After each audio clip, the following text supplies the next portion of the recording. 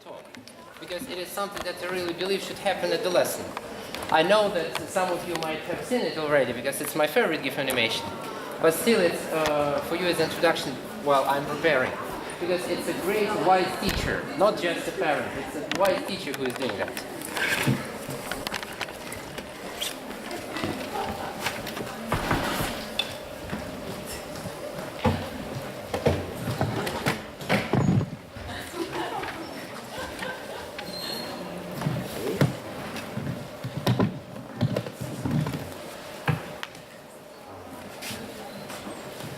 Just occurred to me that we need, well, at least a chair, yeah.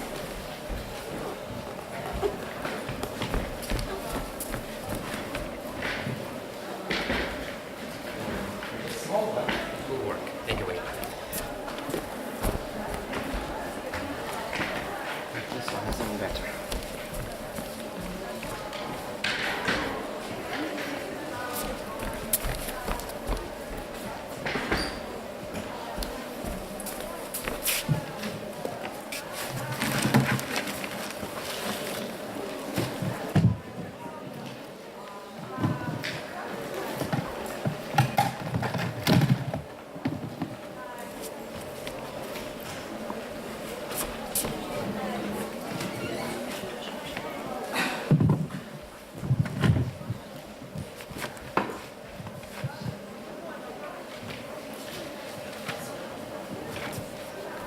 So, I'll probably use the microphone in the beginning.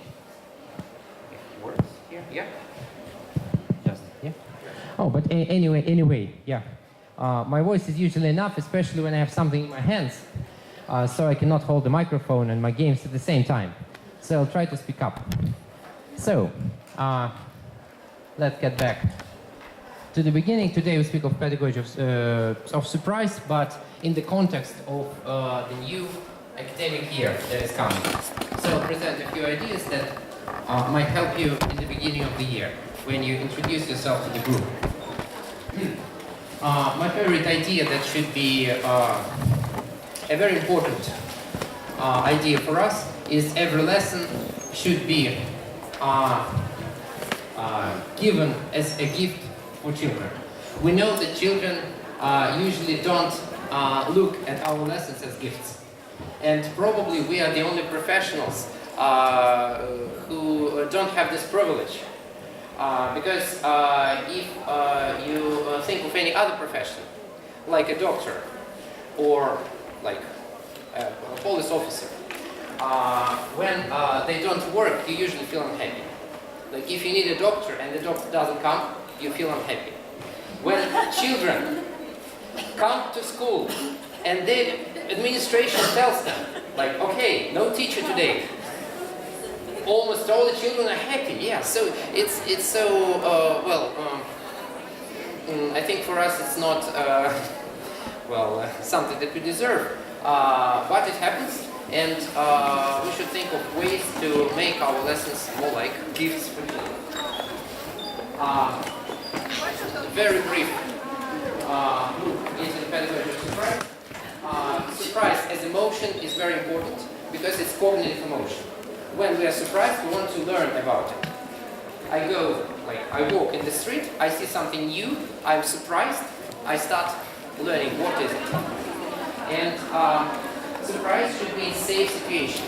If surprise is in safe situation, it will transform into interest, and that is something that we need. If surprise dwells in a pleasant situation, we will get joy, which is also not bad, but probably the first one is more education. But this gift animation, as well as line number 3, is about surprise that gets into a dangerous situation. For example, the 1st of September, just what date is it today?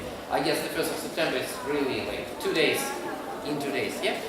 You come to the lesson and you ask your students to write what they remember, I don't know, grammar rules. You give them a test, and they're surprised because they're not ready to study yet, but they have a dangerous situation, and this surprise transforms into fear.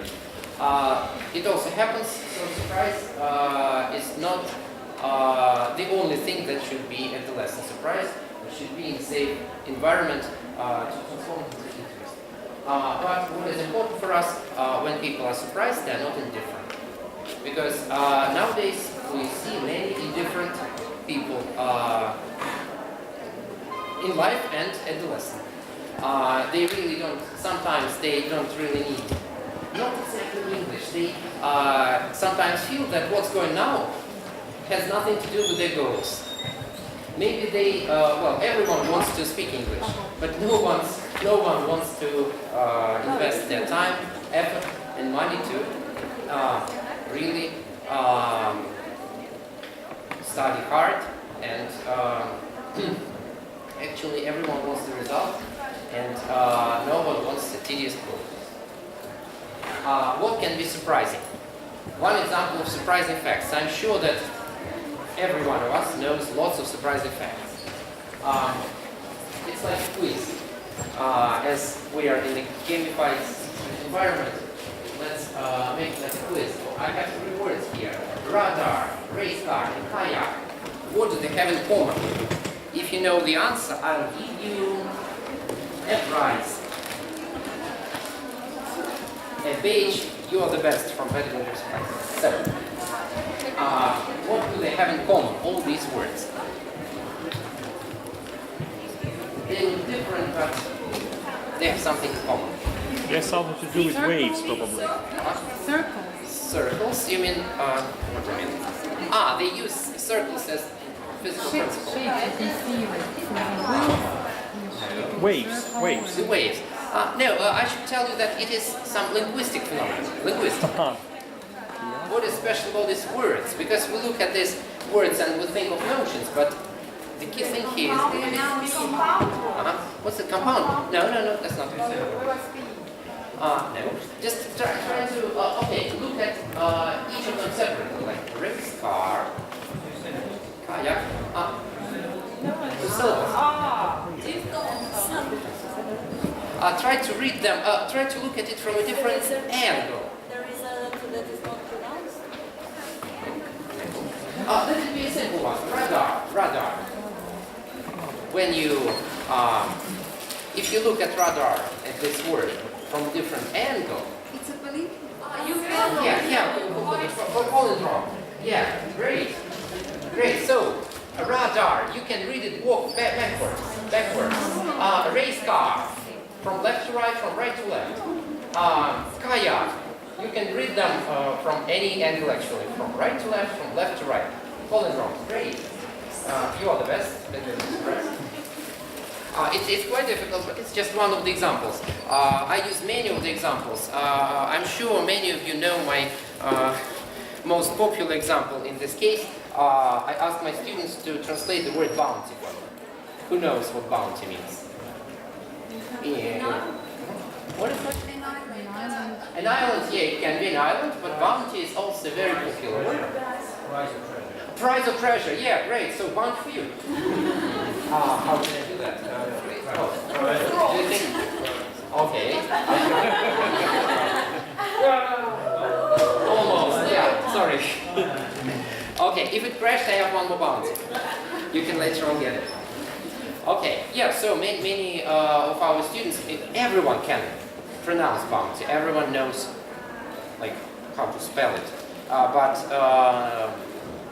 practically no one knows that it's treasure or reward. So you can come to your boss and say, give me bounty, and your boss should give you not bounty, chocolate. Your boss should give you money, a car, apartment. What else can we use to surprise our students? We can surprise them with different methods. That is a grammar mug. I'll show you how I use it. First, I'll do it next week. I come to the lesson with Fanta, and with this transformed grammar mug, I open Fanta, and when my students hear the sound, they look at me. And it's very important, because students, modern students, don't look at their teacher all the time. And when students look at their teacher, it's our greatest achievement. When they look at me, I can start doing things. I can start explaining things. Because I try to, when I see the reaction, it feels better and it works better. So, I start pouring Fanta. One more reason why Fanta, because it's yellow and it's better than tea, because tea is black to black, you will not see. So, imperative mood, affirmative, general question, and then special question. Some students think that if they use the sentence in the form like why you eat, no do, no did, just why you eat, they think it's correct because it's 3 words in Russian, 3 words in English. But here, if you skip do, it means that you have Fanta here, no Fanta here, and Fanta here again. So it's natural not to skip do or did because it's in the middle. You cannot drink it in such a way so you have no Fanta in the middle. You can later on come to my table and try to drink it in such a way so you don't have it in the middle. So I try to make this association happen. And I show students English in a way they usually see physics. Yep, sure. Do you take these classes from? What's it? Do you produce these classes for yourself? I mean, Yeah, I do. But I actually don't produce classes. I produce stickers. okay. So they are really, So simple. yeah. I used to produce glasses, but it's heavy to carry, and I can break it easily. But with stickers, it's much easier. I can tell you that now I have like about 400 stickers, and it's not heavy. And it's much cheaper than producing glasses. And one more thing is that you can do it with your students. It's very important because students get many things ready. Some of them even buy books, teaching books. So they think if they buy a book for teachers, they will know all the answers. So they're really surprised. Everything is in English. Lots of strategies. And it's difficult to find answers. But the whole idea that everyone wants and gets ready things, it is true. But with the stickers, you can give a sticker to a student. And your student can make this mark him or herself. And then they will use it and they will have kind of emotional connection. Yeah. It's an emotional connection to what they created. And they grammar mark for this topic. For this topic, present, past, future, simple, and models. But I have more difficult tools for more difficult topics, more complicated tools. I'll show you. So it's drinking grammar. Yeah. One more game will require volunteers. It is a grammar cube. You can rotate it. I'll show you in a big version of it. It's again like grammar mark, but it is like this. Grammar. In Russian, it's grammar cubes. So you can rotate it anyhow, and you will get correct sentence anyway. I need 2 volunteers to play. You're welcome. To play grammar cubes and get prizes. I'll give you an answer, and you should make a question to this answer. So communicative method, no Russian. So, are you volunteer? Great. Yeah, welcome. So, grammar cube for you. Yeah, a grammar cube for you. And do you know how many sentences we can translate from Russian into English using this grammar cube if you use Russian? 364.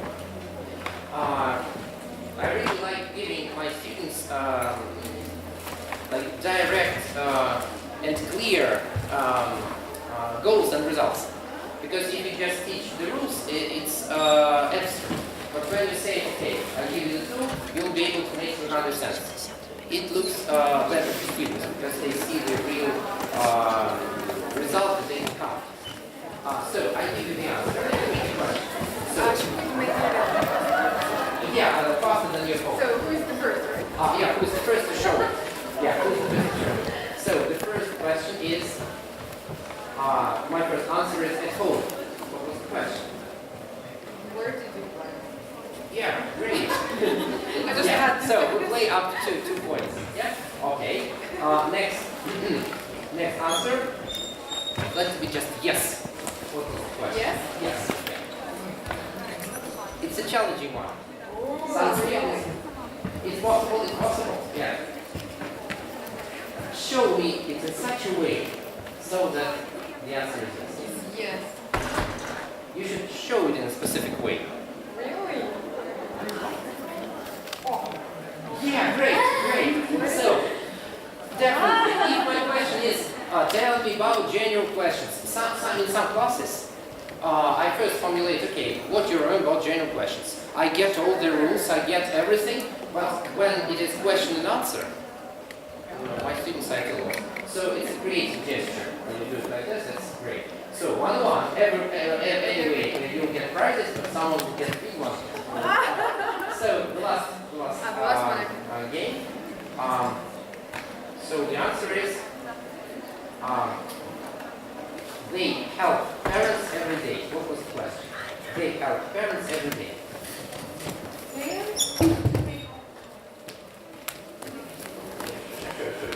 They help parents every day. But they help parents every day. So it should be When did they help? when. They help every day. parents. Yeah. When do they help? Yeah, when did they help? Yeah, you should first. When do they help? Actually, when you see it in writing, it's easier because I have the keywords highlighted here, like every day.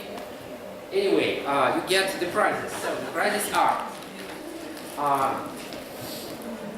to digest knowledge, one should swallow it, right? So it's Wow. and to put good marks to your students, depend on the Thank you. You're welcome. Let's congratulate our participants. This one is the same, but you can play it blindfolded. So it's blindfolded grammar. Unfortunately, it's not a very good setting to show because you're far away and the letters here are small. But I'll show you the idea. You put a grammar cube, it is magnet. Like this. You remember the word order. So the word order is mixed now. You should remember the word order. Put on a blindfolder, which is here. Okay. Or you can just close your eyes. And try to recreate the right word order. So, why help they will?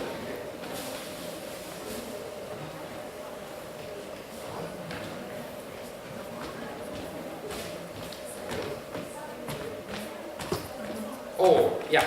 Why will they help? Yeah, so it's correct. When you make a mistake in such a situation, it's no problem because it's not because you don't know grammar, it's because you're blindfolded. It's natural. So this game releases some stress from the whole situation of reading grammar. One more tool I'll show you is this big printed on a 3D printer tool which is called 3D Grammar Cube because it's printed on a 3D printer. So it is for grammar experts. You can change the plates here. For example, he wanted, she to stop cooking. No, her to stop cooking. So more difficult and more various tasks are possible here. You can also use Parchment. When students do it, it's so funny. I usually get it ready for the group, and we usually do it like this. I show the principles of grammar like with this gesture. And when really active students and hyperactive students occasionally do like this, they keep silent till the end of the lesson because they think they've broken it. So it's side effect that works. But you can use it partly as like this. For example, this is bake, this is cake, this is sake, So you can explain phonetics if you use with open and closed syllables. If you use this method, it is easy to show it. Or you can use numbers. I'll play more with everyone who wants in the game, so you can come, play, and get more practice for that. Numbers, yeah. And what about the color? Is it? Numbers. The color of the cubes. Oh, actually, the set is 4 cubes of the same color. But to make it large, I used 3 different cubes. I just put them all together to make this sort of grammar. Yeah, this grammar weapon. Sometimes, again, this is kind of a trigger. On the one hand, it is for kinesthetic students, because 35% of students are kinesthetic. They need touching things. Even if you don't give them kinesthetic things, you give them visual things, you may notice that they rotate things in their hands. So they kinesthetic, and when you use this part of their nature, it's more effective. And one more thing is that it is a trigger to something. And sometimes, when my students make mistakes, I just take a grammar cube without any plates. And my students remember, oh, I made a mistake, I should put an ending, so I don't correct. I kind of give a hint by taking this weapon. If I do it for the second time, first I explain and then I use it to revise. So, beginning of the school year. A quite famous thing, if you have not used it, you should try because it's really funny. True and false statements about yourself. When I come to my student groups, I try to combine some things about myself that present me as a professional, like I wrote 15 books, and something really personal. For example, I ask my students, I give them a statement, I'm married, and they should guess. What do you think? Am I married? Yes. You know. You know that. Yeah. But the funniest thing, when I teach social educators, they are mostly men, and even if I show them things, they do not look at the ring. They just don't have this habit. But with the ladies, even if I put the ring in the pocket, okay, yeah, even if I put the ring in the pocket and put my hands behind, usually they guess. And it's not just introduction, and it's not a message, it's more about having some contact at the very beginning. Even if I don't know if my students can really talk or not, because when I see the group for the first time, I really don't know if they can respond or not. One more thing, random answer chain. What is important here? My challenge is the biggest, because my students usually come to me 2 times a month. So we have an English lesson once in 2 weeks. And the groups are quite large, 30, 40 students. So that is the way I work with the groups, with my official work. And when my students come in October, I realize I don't know their names. And it's not my fault because I see the student for the second time, but I feel kind of guilty and it's difficult to operate in this situation. So I start my lesson with a small task, random answer chain. For example, I remember one boy in the group, Vasya. I say, for example, Vasya, let's dance. He should say agree or disagree and say, okay, Mary, let's sing. So students themselves name the names of each other and I just write it. And after that, when I need to communicate, it's like, Mary, oh, you remember me. So they really, they're thinking of English, but not, they don't pay attention to this fact that they also, one more time, reveal their names. They concentrate on the language, but I remember their names because of that. One more thing we can try. We can try it now. It is not really introduction because it's difficult to to use the results of this activity, but it's quite fun, quite funny. We can introduce ourselves by telling our names at the same time, shouting out our names simultaneously. Let me say 1, 2, 3, and we will introduce each other to each other. Yeah. Just cry out your name. Yeah. 1, 2, 3. Yeah. Wow. Yeah, it's really difficult. I cannot say that like now I know all your names. Yeah. But it's quite funny, and you can use it in English because it can be not just names, but it can be adjectives, character traits, something that your students can do. For example, think of any adjective that characterizes you. Think of any adjective, yeah? And when I say 1, 2, 3, let's say this adjective. So, 1, 2, 3. Okay, so as I heard, there are some kind people, good people, and some big adjective, probably beautiful. Yeah? So we can also give a task to try to listen to the whole chorus and try to figure out what adjectives were named. One more interesting stuff. It's a group building. It was introduced at the forum seminar, but unfortunately I can't still get the name of the speaker who used it first. But he was a great guy because this task is very funny.